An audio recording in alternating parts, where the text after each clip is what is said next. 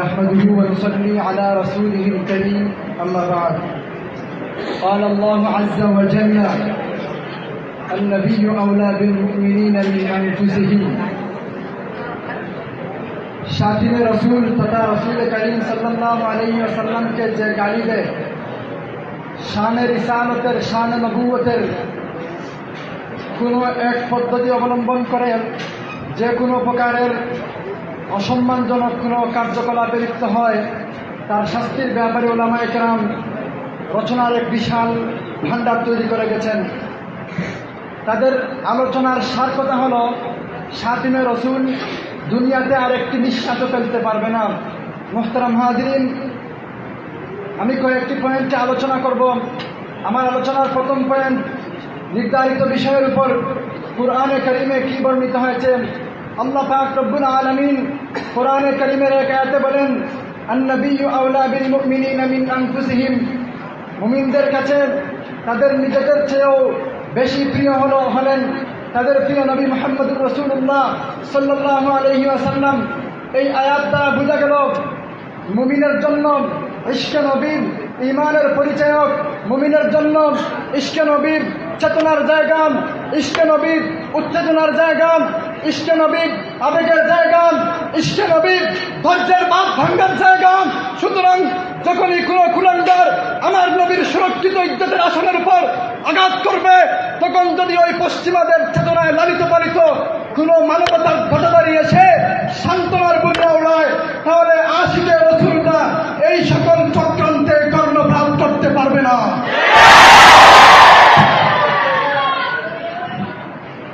কুরআনে কারীমের যতটা আয়াত আছে সব থেকে পরিষ্কার আয়াত হলো এই ব্যাপারে, ইন্নাল্লাযীনা ইউযুনাল্লাহা ওয়া রাসূলাহু, আল্লাহ এবং রাসূলকে যারা কষ্ট দিয়েছে, লাগানাহুমুল্লাহু ফিদ দুনিয়া ওয়াল আখিরা, আল্লাহ তাদেরকে দুনিয়া এবং আখিরাতে অভিশপ্ত করে রেখেছেন। ওয়া আ'আদ্দা লাহুম আযাবান মুহিনা, এবং তাদের জন্য লাঞ্ছনাদায়ক শাস্তি প্রস্তুত করে রেখেছেন। দ্বিতীয় পয়েন্ট হলো রাসূল করিম সাল্লাল্লাহু আলাইহি ওয়াসাল্লাম এ ব্যাপারে কি বলেছেন এবং সাহাবায়ে কেরাম কিভাবে নবীজির সম্মুখে ইশকে নবীর নজরানা পেশ করে গেছেন, এক একটি করে সংক্ষিপ্তভাবে উপস্থাপন করছি। রাসূল করিম সাল্লাল্লাহু আলাইহি ওয়াসাল্লাম একবার সাহাবীদেরকে বললেন, তোমাদের মধ্যে কি কেউ এমন আছে যে কাব ইবনে আশরাফকে জাহান্নামে পাঠিয়ে দিতে পারবে, কারণ সে তো আল্লাহ এবং তার রাসূলকে কষ্ট দিয়েছেন। তখনই সাথে সাথে মুহাম্মদ ইবনে মাসলামা প্রস্তুত হয়ে গেলেন। তারপরে তার দুইজন সঙ্গীকে নিয়ে সময় মতো অপারেশন সাকসেসফুল করে আসলেন। আবু রাফে নবীজিকে গালি দিত। আবু রাফেকে শায়েস্তা করার জন্য আশিকে রাসূল আব্দুল্লাহ ইবনে আতিক রাদিয়াল্লাহু তাআলা আনহু তার সুউচ্চ প্রাসাদে গিয়ে সুবার রুমে গিয়ে তরবারি দ্বারা কুপিয়ে হত্যা করে আসলেন। এক সাহাবী, অন্ধ সাহাবী ছিলেন, তার একটা ইহুদি বাদী ছিল, সে নবীজিকে গালি দিত, তিনি বারণ করতেন, সে শুনত না। শেষ পর্যন্ত অন্য কোনো উপায় না দেখে ওই বাদীটিকে গলা টিপে হত্যা করে ফেললেন। মক্কা বিজয়ের সময় আল্লাহ এবং তার রাসূল সাল্লাল্লাহু আলাইহি ওয়াসাল্লামের পক্ষ থেকে সবার জন্য ব্যাপক মাফির ঘোষণা করা হয়েছে, কিন্তু কেবল ওই দুর্ভাগাদেরকে মাফ করে দেওয়া হয়নি যারা আমার নবীজিকে গালি দিয়েছে। এদের মধ্য থেকে একটা হল ইবনে খাতাল। ইবনে খাতাল সম্পর্কে হাদিসে আছে, সাহাবায়ে কেরাম নবীজিকে বললেন, ইবনু খাতালিন মুতাআল্লিকুম বিআস্তারিল কাবা, আল্লাহ রাসূল ইবনে খাতাল তো কাবার গিলাফ ধরে দাঁড়িয়ে আছে। রাসূল বললেন, সে যেখানেই থাকুক না কেন হত্যা করতে হবে। আরো অনেক প্রমাণ আছে, সংক্ষিপ্ত সময়ে বলা যায় না। মুহতারাম হাজিরিন, তৃতীয় পয়েন্ট হল ফুকাহায়ে উম্মত এ ব্যাপারে কি সিদ্ধান্ত দিয়েছেন।